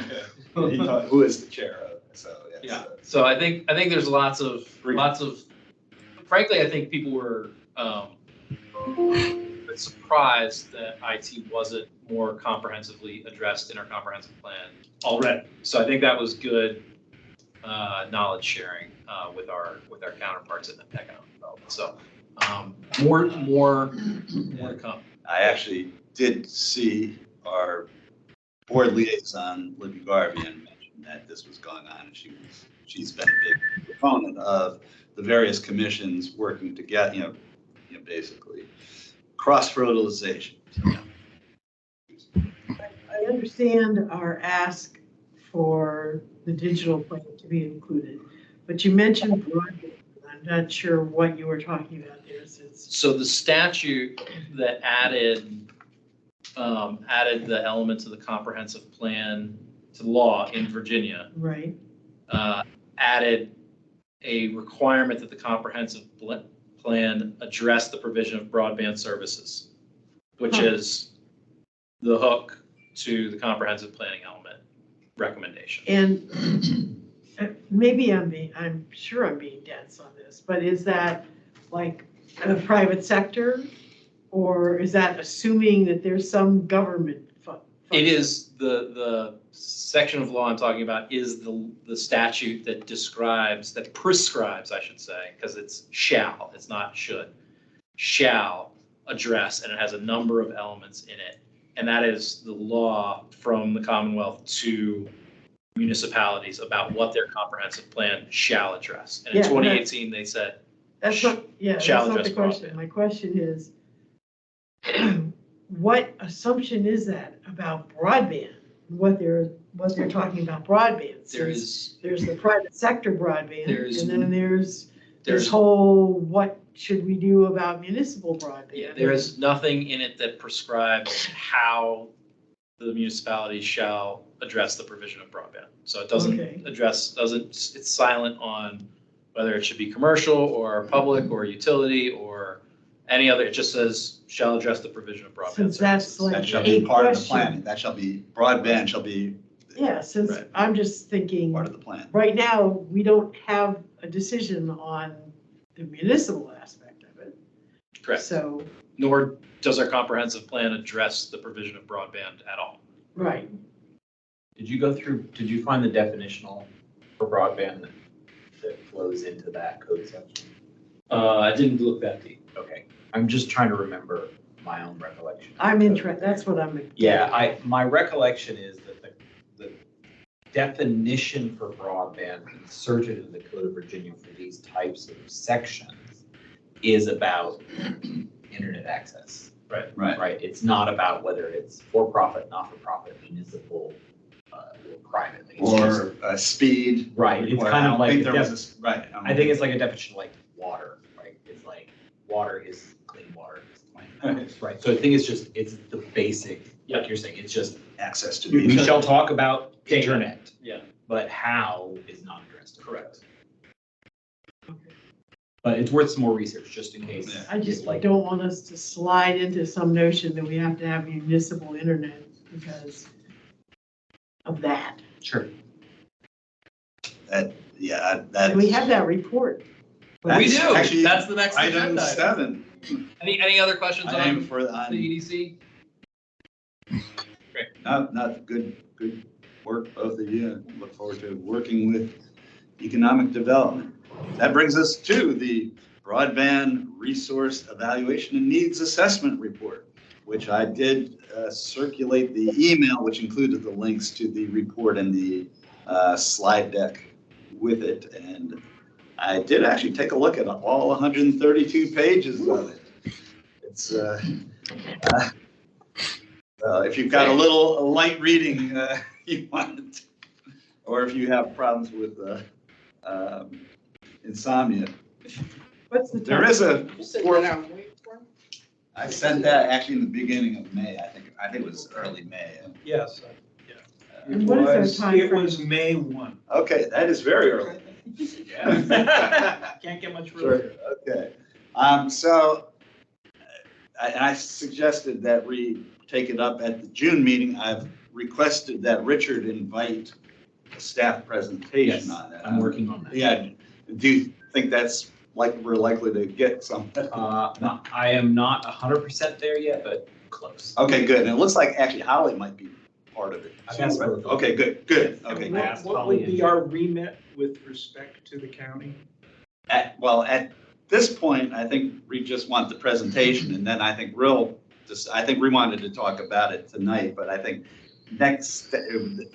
we'll get the presentation, and then I think we'll talk about next steps for us. Yeah, I mean, this Because is. they've actually got 2 more steps. This is just phase 1. Yeah, this is clearly going to be a topic of great discussion in the county, and we're sure that the board is going to want our opinion and advice in our function as an advisory commission on it. And so we thought we would do some due diligence, make sure that we get the briefing from the report, have the public have the benefit of the staff briefing of the report and the report opportunity to make public comment. And then we might come back to discuss it and have any follow-up questions from it, and discuss it again in July and perhaps formulate a draft of an opinion, including potential soliciting for public comment in July after the report's out there and briefed. So that's kind of what we were thinking about in terms of an order of This is a operations. major lift, but there's a lot of time. Yeah, so we were thinking June, you get the report, we ask questions, we have a chance for follow-up, we can take public comment and brief out the follow-up in July, have a conversation amongst the commission in July, primarily in, amongst ourselves, and then draft an opinion for adoption. We skip August by September. Does the board have any schedule of what steps they need to take in response to receiving this? I'm unaware, because unlike Frank, I haven't read the report. Just writing a note to myself, read report. Read report. Because I'll forget. The slide deck's only, I think, 15 pages. So, and there's actually good some. There is the Report to the 4-page. manager, though, right? What's that? It's a report to the manager, not the board. Yes? I think it's. It was a contract I don't know. that the board let, anyway, I would like to know more about Right. what the governance steps are. So in for your reviewing. questions in advance of the June budget, include one. What's the roadmap? Yeah. Like, what are your key dates and milestones? I know they've got a better idea now. Right, and I think- Asked. And I think it was mentioned at the budget work session that I think phase 2 might be coming out this summer. I think that right. It seemed to be the time Right. frame. Most of our reports are running a little bit slower Slower. than we would like. Right. Availability of consulting hours and such, so I want to make sure they give you the most recent timeline. Okay, yes, sure, that would be helpful. So anyhow, That's why we wanted it on the agenda tonight. right, Highlight just it for to cue everybody. it up so everybody will have read Ready to it. go? So many of these things coming up in the fall Yeah. that I'm concerned about the timing.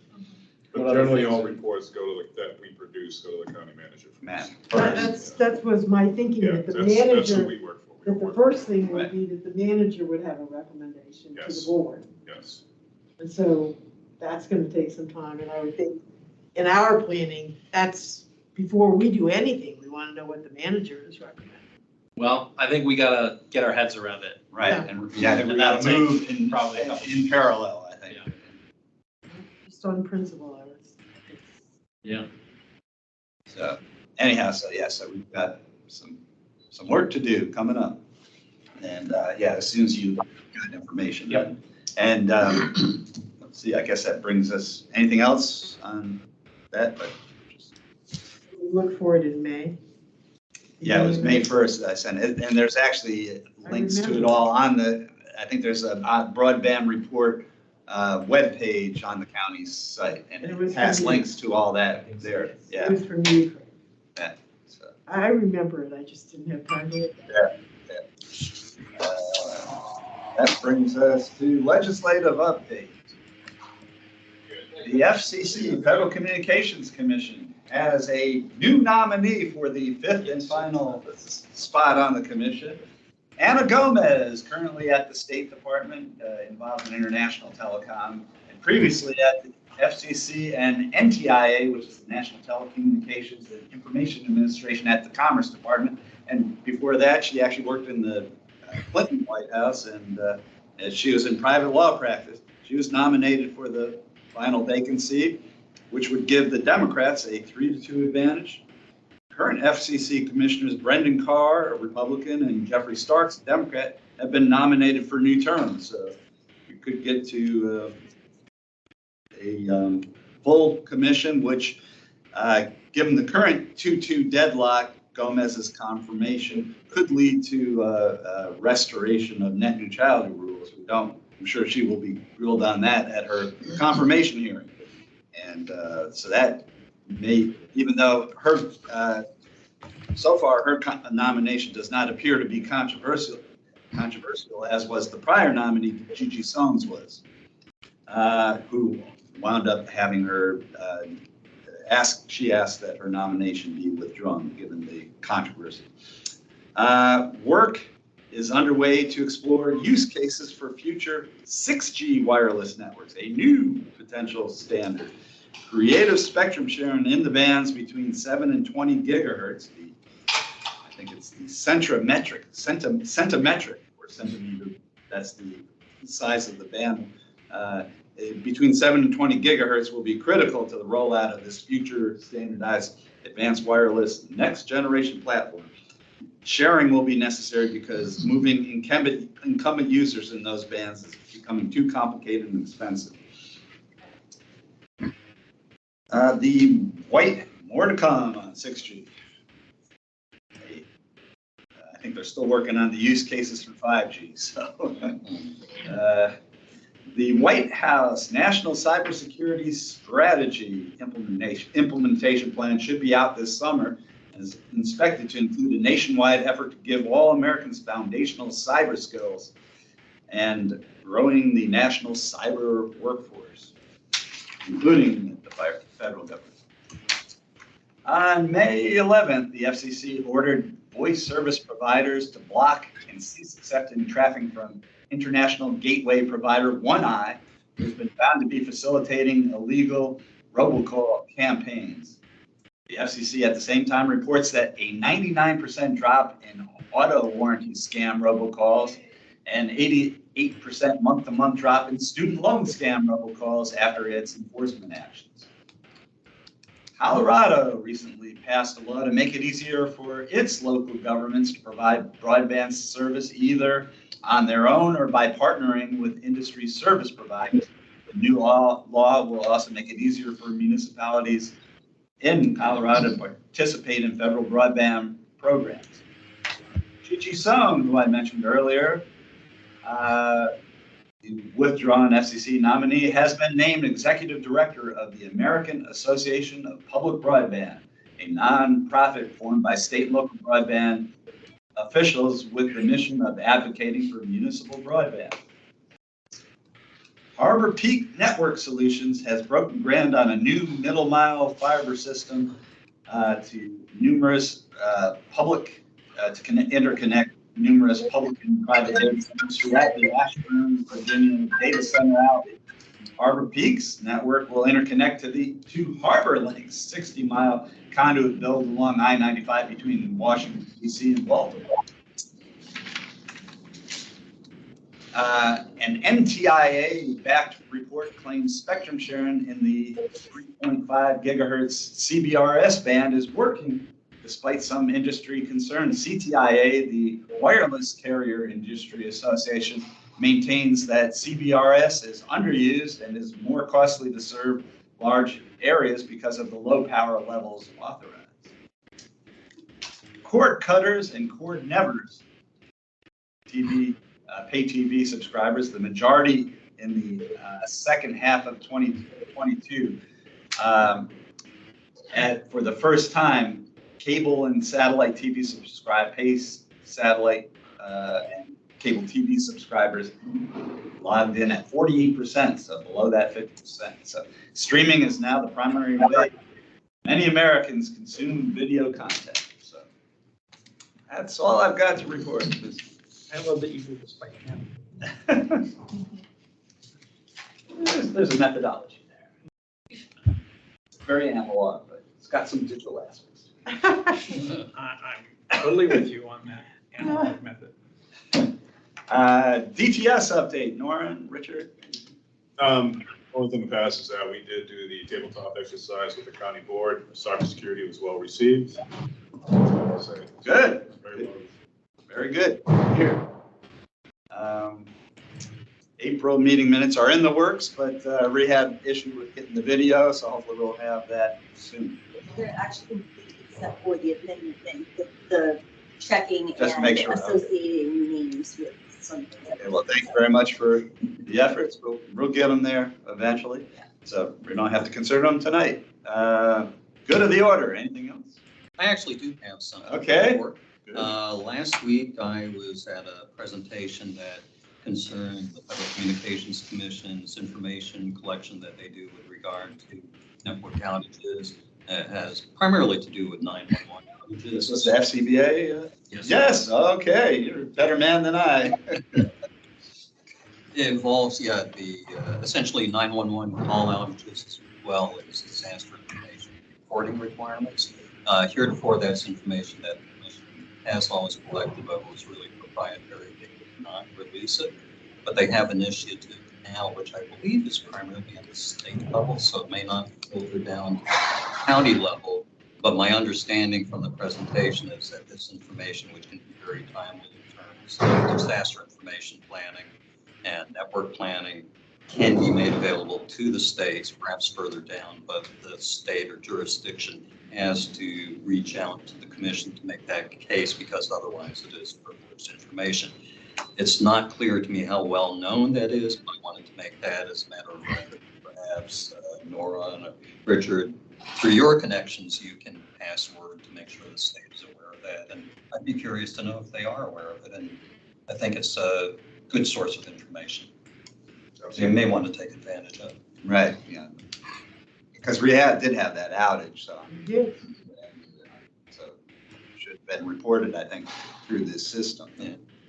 Well, my last day at the commission, I worked at the Public Safety and Homeland Security Bureau. And every morning we had the meetings where we got live real-time outage reports. So we went through this, but this was non-public information. So when these outages occurred that you were talking about, we would have the information instantly, because under the commission rules, for example, the carriers would have to report something like within 30 minutes or so discovering it. And from a FEMA perspective, we collected that for the daily president's report during disasters. And the problem was that we had to individually collect it from each of the private sector companies and aggregate it.